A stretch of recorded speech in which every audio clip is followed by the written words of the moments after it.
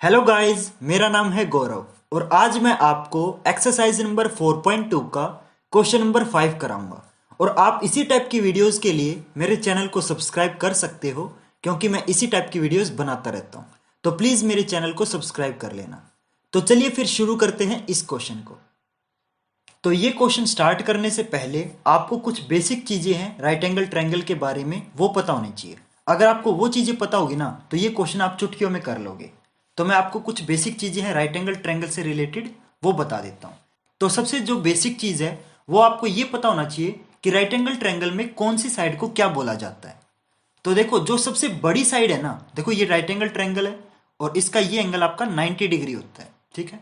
और इस ट्रायंगल के अंदर जो सबसे बड़ी साइड है उसको बोलते हैं हाइपोटेन्यूज। तो ये वाली साइड सबसे बड़ी है तो इसको हाइपोटेन्यूज बोलेंगे, जिसको मैंने शॉर्ट फॉर्म में एच से रिप्रेजेंट कर दिया। और ये जो आपकी नीचे वाली साइड होती है ना, उसको बेस बोलते हैं। तो ये आपका बेस हो जाएगा, जिसको मैंने बी से रिप्रेजेंट कर दिया। और एक ऐसी साइड होगी जो बिल्कुल खड़ी रहती है ऐसे सीधे, उसके अलग अलग नाम है। उसको कई बार परपेंडिकुलर बोल देते हैं, कई बार उसको हाइट बोल देते हैं, कई बार उसको एल्टीट्यूड बोल देते हैं। इस क्वेश्चन में देखो एल्टीट्यूड वर्ड यूज हुआ है, तो आप कंफ्यूज मत होना। तीनों नामों का मतलब एक ही है, चाहे हाइट बोलो, चाहे एल्टीट्यूड बोलो, चाहे परपेंडिकुलर बोलो, मतलब एक ही है। जैसे कई बार होता है ना कि हमारा घर का नाम अलग होता है, स्कूल का नाम अलग होता है, दादा दादी अलग नाम से बोलते हैं, तो बंदे तो हम एक ही हैं, तो चीज सेम है, बस नाम अलग अलग है। इस क्वेश्चन में एल्टीट्यूड वर्ड यूज हुआ है तो मैं एल्टीट्यूड वर्ड यूज कर लेता हूं। तो ये जो साइड खड़ी है इसको बोलेंगे एल्टीट्यूड। क्लियर? तो राइट एंगल ट्रायंगल की तीनों साइड आपको पता चली। अब है ना, राइट एंगल ट्रायंगल के अंदर एक थ्योरम होती है जो कि सबसे ज्यादा फेमस थ्योरम बोली जाती है आज तक की, और जो आपने 7th 8th क्लास में पढ़ भी ली होगी। कौन सी? Pythagoras theorem. तो वो आपको पता होगी। तो उसमें क्या होता है, उसमें आपका हाइपोटेन्यूज स्क्वायर जो होता है वो आपका base square plus altitude square के इक्वल होता है। वैसे आपने छोटी क्लासेस में परपेंडिकुलर स्क्वायर पढ़ा हुआ, लेकिन इस क्वेश्चन में एल्टीट्यूड है तो मैंने एल्टीट्यूड स्क्वायर कर दिया। क्लियर? ये थ्योरम आपकी इस क्वेश्चन के अंदर यूज होने वाली है। तो ये थ्योरम वैसे मेरे को लगता है आपको आती होगी, ठीक है। तो बस ये दो चीजें थी जो बेसिक है, वो आपको पता होनी चाहिए। अब इस क्वेश्चन को हम बहुत ही आसानी से कर लेंगे। तो अब देखो, मैं आपको क्वेश्चन करके दिखाता हूं। तो मैं ये जो चीजें थी उनको इरेज कर देता हूं। तो गाइज, वीडियो स्टार्ट करने से पहले मैं आपको एक बहुत ही बढ़िया ऑफर के बारे में बताता हूं जो कि अनअकैडमी ऐप के ऊपर आया है। पहले क्या होता था कि आपको सिर्फ 10% तक का डिस्काउंट मिलता था, लेकिन अभी अनअकैडमी पे एक लिमिटेड टाइम का ऑफर आया है जिसमें आपको फ्लैट 20% तक का डिस्काउंट मिलेगा जब आप मेरा कूपन कोड यूज करोगे। और कूपन कोड क्या है? गौरव10। यस, पहले आप इस कूपन कोड से सिर्फ 10% तक का ही डिस्काउंट ले पाते थे, लेकिन अभी अनअकैडमी पे लिमिटेड टाइम का मतलब क्या है कि ये ऑफर सिर्फ 3 दिन के लिए ही एप्लीकेबल है, यानी कि 17 फरवरी से लेके 19 फरवरी आपके पास सिर्फ 3 दिन है इस ऑफर को क्लेम करने के। इसलिए जल्दी से जाइए और मेरा कूपन कोड यूज कीजिए। उससे क्या होगा, आपको डिस्काउंट मिलेगा। और ऐप को जरूर डाउनलोड कर लीजिए क्योंकि जल्द ही मेरी भी वीडियो क्लासेस वहां पे आपको मिलेंगी, और वो भी कंप्लीटली फ्री, जिसमें आपको मैं लाइव आके पूरा सिलेबस समझाऊंगा और आपके डाउट्स भी लाइव लूंगा, लाइव आपके डाउट सोल्व करूंगा। तो जल्दी से जाइए, डिस्क्रिप्शन में मैंने लिंक दे रखा है और उस लिंक पे क्लिक करके आप इस ऑफर को क्लेम कर सकते हैं। अब चलते हैं वापस हमारी वीडियो के ऊपर। अब हम क्वेश्चन पढ़ेंगे कि एक्चुअली क्वेश्चन में बोला क्या गया है। The altitude of A right angle triangle is 7 centimetre less than it's base. तो जो इस ट्रायंगल की जो एल्टीट्यूड है, कौन सी? ये जो खड़ी साइड है ना, इसको, ये जो एल्टीट्यूड है वो इसके बेस से 7 सेंटीमीटर कम है। अब मान लो अगर बेस 10 सेंटीमीटर है तो एल्टीट्यूड सिंपल सी बात है 3 हो जाएगा, यानी कि जितना बेस है ना उसमें से 7 माइनस कर दो, आपका एल्टीट्यूड आ जाएगा। क्लियर? और क्या बोला गया है? If the hypotenuse is 13 centimetre find the other two sides. बहुत ईजी है। हाइपोटेन्यूज दे रखा है, यानी कि ये वाली साइड, मैंने बताया था ना हाइपोटेन्यूज कौन सी साइड होती है, जो सबसे बड़ी होती है। तो ये आपकी 13 सेंटीमीटर दे रखी है, तो मैं लिख लेता हूं हाइपोटेन्यूज आपकी 13 सेंटीमीटर, करेक्ट। और आपको एक कंडीशन और दे रखी है कि जो एल्टीट्यूड है वो आपकी बेस से 7 सेंटीमीटर कम है। तो जो चीज निकालनी है उसको लेट कर लेंगे, आपको बेस और आपको एल्टीट्यूड निकालनी है, क्योंकि अदर टू साइड्स, 3 साइड होती हैं टोटल, उसमें से हाइपोटेन्यूज तो बता रखी है, बाकी 2 साइड कौन कौन सी बच गई? एक बेस और एक एल्टीट्यूड, है ना। तो जो चीज निकालनी है उसको लेट कर लेंगे। तो एक काम करता हूं, मैं बेस को लेट कर लेता हूं, बाकी आपकी मर्जी है, आप एल्टीट्यूड को भी लेट कर सकते हो, आंसर सेम आएगा। तो चलो फॉर एग्जाम्पल मैं बेस को लेट कर लेता हूं। तो यहां पे मैं लिखूंगा लेट द बेस। तो बेस को मान लो मैं एक्स लेट कर लेता हूं, तो ये वाली साइड आपकी एक्स हो गई। एल्टीट्यूड बेस से 7 सेंटीमीटर कम है, यानी कि जितना बेस है उसमें से 7 सेंटीमीटर आप माइनस कर दो, आपका एल्टीट्यूड आ जाएगा। तो यहां पे लिखूंगा एल्टीट्यूड। एल्टीट्यूड वर्ड मेरे को थोड़ा सा एटीट्यूड वर्ड जैसा लगता है। तो एल्टीट्यूड क्या है? बेस से 7 सेंटीमीटर कम है। बेस आपका एक्स है, तो एक्स में से आप 7 सेंटीमीटर माइनस कर दो, आपका एल्टीट्यूड आ जाएगा। अब देखो हमारे पास हाइपोटेन्यूज भी है जो कि 13 सेंटीमीटर है, हमारे पास बेस भी है जो एक्स है, और एल्टीट्यूड भी है जो कि आपका एक्स माइनस 7 है। तो ये आपकी एक्स माइनस 7 है। क्लियर? अब देखो इस ट्रायंगल की हमें तीनों साइड पता चल चुकी है। अब इसके अंदर हम पाइथागोरस थ्योरम लगा सकते हैं। पाइथागोरस थ्योरम क्यों लगा रहे हैं? ताकि हमें इसमें x की वैल्यू पता चल सके। तो मैं यहां पे पाइथागोरस थ्योरम लगाऊंगा। तो मैं यहां पे लिखता हूं by using Pythagoras theorem, and this is one of the most famous theorem. तो पाइथागोरस थ्योरम क्या कहती है? दैट हाइपोटेन्यूज का square is equal to altitude का स्क्वायर प्लस बेस का स्क्वायर। बाकी आप एल्टीट्यूड की जगह परपेंडिकुलर भी लिख सकते हो। तो हाइपोटेन्यूज हमारी 13 है, तो 13 का स्क्वायर कर देंगे is equal to A square. A यानी कि एल्टीट्यूड, एल्टीट्यूड हमारा x माइनस 7 है, तो x माइनस 7 का स्क्वायर कर देंगे प्लस बेस का स्क्वायर। बेस हमारा x है, तो x का स्क्वायर कर देंगे। तो अब देखो ये हमारी एक कंडीशन आ गई है, यानी कि एक इक्वेशन बन गई है। अब इस इक्वेशन को हम सोल्व कर सकते हैं। तो एक काम करता हूं, अब मैं इस इक्वेशन को सोल्व करके दिखाता हूं। तो मैं खुद को ना छुपा लेता हूं, ताकि मेरे पीछे जब मैं लिखूंगा तो वर्ड ना छुपे। तो अब मैंने खुद को छुपा लिया है। अब हम इसको यहां पे सोल्व करते हैं। तो देखो लेफ्ट साइड 13 का स्क्वायर है जो कि आपका 169 होता है, इज इक्वल टू यहां पे देखो x माइनस 7 का होल स्क्वायर है, तो यहां पे हम a माइनस बी का होल स्क्वायर वाली आइडेंटिटी लगा देंगे। आइडेंटिटी लगाने से क्या बनेगा? x स्क्वायर और b स्क्वायर, यानी कि b यहां पे 7 है, तो 7 का square 49 minus 2ab, minus 2 into A आपका x है इंटू बी आपका 7 है, ठीक है, और प्लस एक्स स्क्वायर तो है ही साथ में, तो ये चीज आ गई। तो 169 इज इक्वल टू, इसको सोल्व करते हैं, X square plus 49 minus 2 into X into 7, ये minus 14x plus X square, और X square plus X square कितना हो जाएगा? तो यहां पे मैं 2x स्क्वायर लिख देता हूं और इस x स्क्वायर को मैं इरेज कर देता हूं। तो ये आपका x square plus X square इतना आ गया।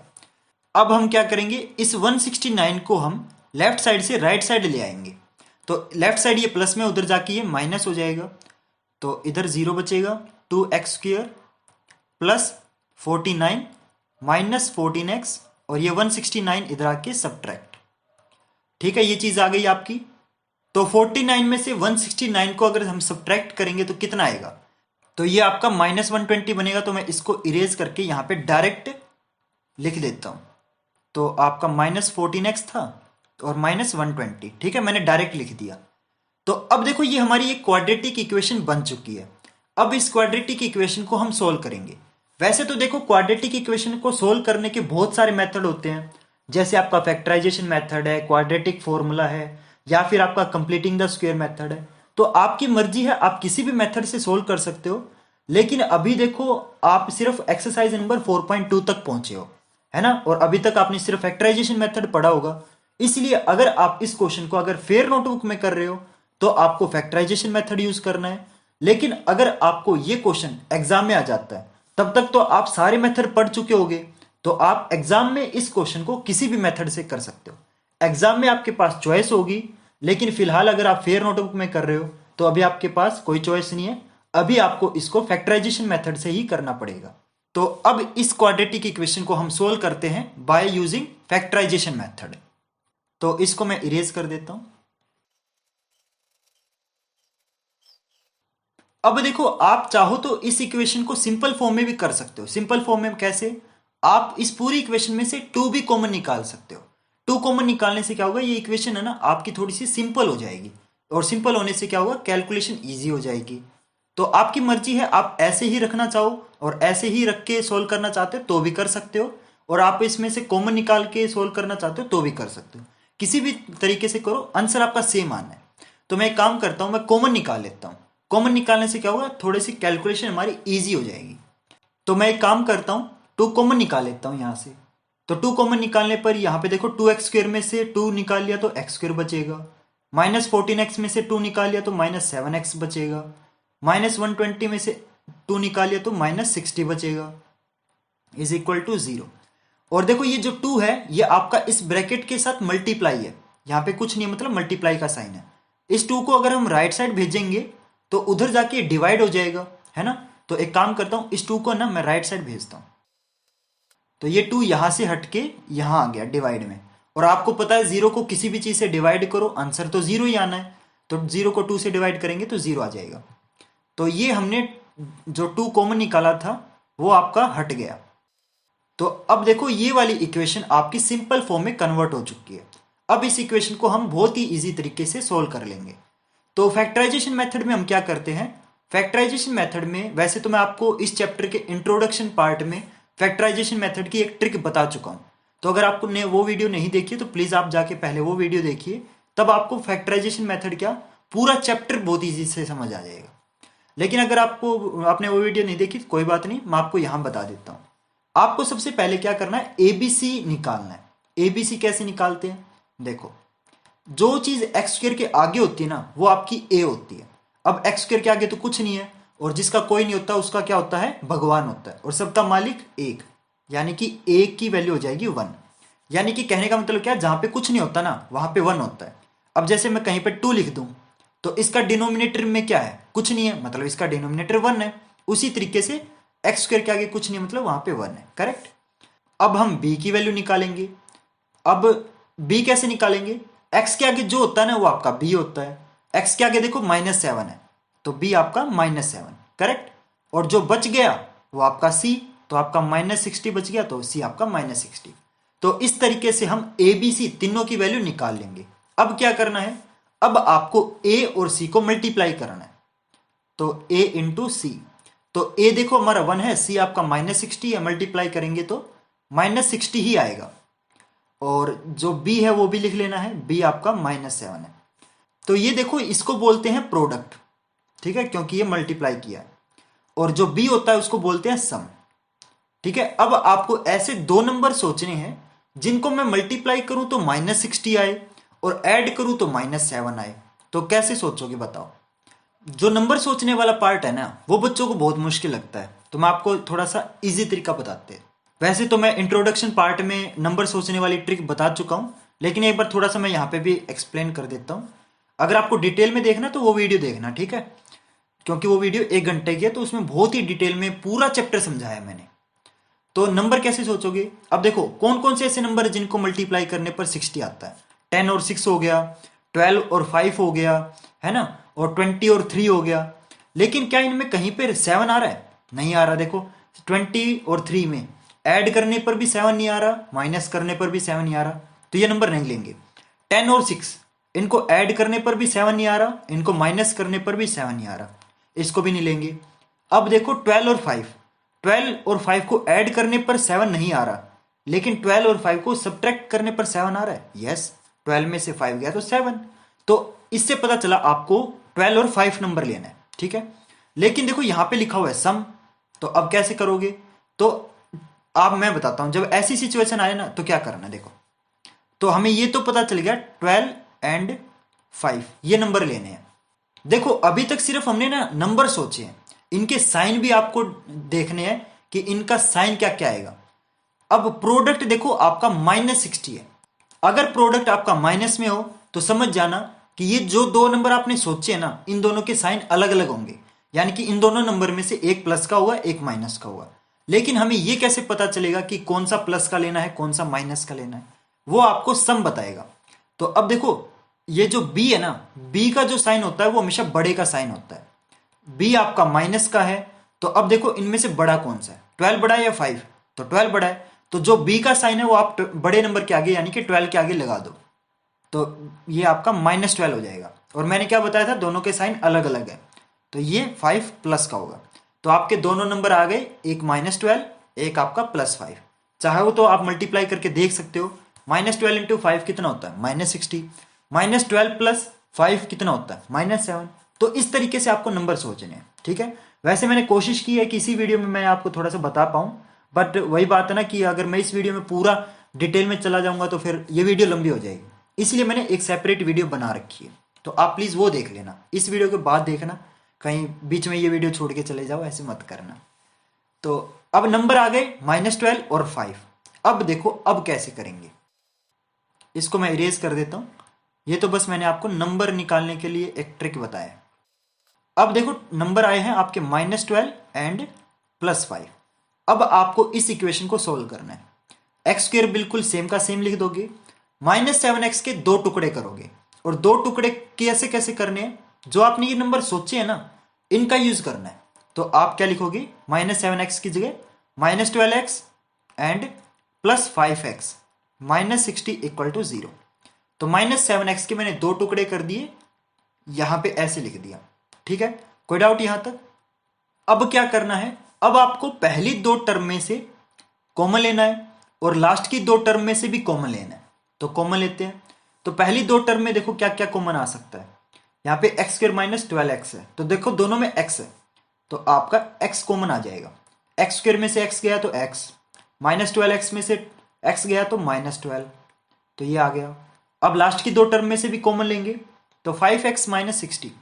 देखो यहाँ पे x दोनों में नहीं है, तो x तो कॉमन आएगा नहीं, लेकिन यहाँ पे देखो 5 कॉमन आ रहा है, तो 5 को निकाल लेते हैं। तो 5x में से 5 गया तो x, और 60 को अगर हम 5 से डिवाइड करेंगे तो यहाँ पे देखो -12 आएगा =0। मैं आपको एक ट्रिक बताता हूँ, आपको है ना ये जरूर चेक करना है कि क्या आपकी ये ब्रैकेट वाली वैल्यू सेम है या नहीं। देखो मेरी दोनों ब्रैकेट में सेम वैल्यू है, दोनों के अंदर x -12 है, यानी कि मैंने बिल्कुल ठीक किया है। अगर आपकी ये ब्रैकेट वाली वैल्यू अलग अलग आ जाए ना, तो समझ जाना या तो आपने नंबर सोचने में गलती की है या आपने कहीं ना कहीं कॉमन लेने में गलती की है। तो ये चीज जरूर चेक करना कि क्या आपकी ब्रैकेट वाली वैल्यू ठीक है या नहीं। अब क्या करना है, अब जो ब्रैकेट के अंदर है उसको लिख लेंगे, तो ब्रैकेट के अंदर x -12 है, और जो ब्रैकेट के बाहर है उसको लिख लेंगे, ब्रैकेट के बाहर x + 5, ठीक है। और दोनों को बारी बारी 0 के इक्वल पुट करेंगे। तो एक बार मैं x -12 को =0 पुट कर देता हूं, एक बार मैं x + 5 को =0 पुट कर देता हूं। तो -12 उधर जाके प्लस हो जाएगा, तो x की वैल्यू आ गई 12, और 5 उधर चला जाएगा तो x की वैल्यू आ गई -5। तो गाइज हमारी 2 वैल्यू आ चुकी हैं x की, एक तो 12 और एक -5। अब हमें कैसे पता चलेगा कि कौन सी वैल्यू हमने लेनी है, मैं आपको बताता हूं। x को देखो हमने क्या लेट किया था, बेस लेट किया था, है ना। तो बेस आपका x है। तो आपको पता है कोई भी साइड कभी भी माइनस में नहीं होती।